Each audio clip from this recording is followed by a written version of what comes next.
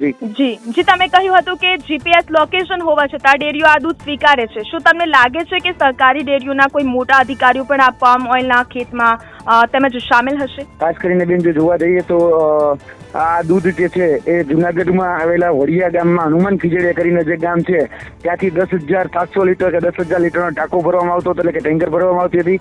અને ઈ દૂધ જે છે ઈ દૂધ અરવલ્લીના બાયડ અને બાલાસિનોર આ બે જગ્યાએ ખાલી કરવામાં આવતું હતું. અને આ દૂધ બે જગ્યાએ જે ખાલી કરવામાં આવતું હતું ત્યાં જે સહકારી ડેરી હતી એ સહકારી ડેરીમાં આ દૂધ જે છે એ ખાલી કરવામાં આવતું હતું. અને આ બેન જે છે ને એ કોઈ મિલી ભગત વગર શક્ય જ નથી, કારણ કે સહકારી ડેરીનો બેન નિયમ છે કે પોતાની મંડળી પોતાનો જે વિસ્તાર હોય એટલું જ દૂધ એ લઈ શકે, એ બહારનું દૂધ ક્યારેય પણ ન લઈ શકે. તો કોના ઈશારે, કોની છત્રછાયાના અને કોના નામે આ દૂધ ઉધારવામાં આવતું હતું, આ દૂધ લેવામાં આવતું હતું, એ સૌથી મોટો બેન ગંભીર પ્રશ્ન છે. કારણ કે સહકારી ડેરી છે, સહકારી ડેરીની અંદર આ દૂધ ખાલી કરવામાં આવતું હતું.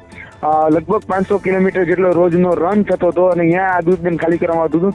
આ ગંભીર સવાલો પેદા કરે છે, કારણ કે સાબર ડેરી અંતર્ગત જે માધવ શીત કેન્દ્ર છે ત્યાં તાલોદ ગામ છે, એમાં નવી બોરડી આદર્શ ડેરી, આમોદરા ભાતીજી દૂધ મંડળી, સાબર ડેરીના આપણે જે ચેરમેન જે વર્તમાન છે એના ગામની જે ડેરી છે જૂના પીપોદરા, એ બધી ડેરીઓની અંદર બેન આ દૂધ જે છે એ અહીંયા સુધી પહોંચતું હતું.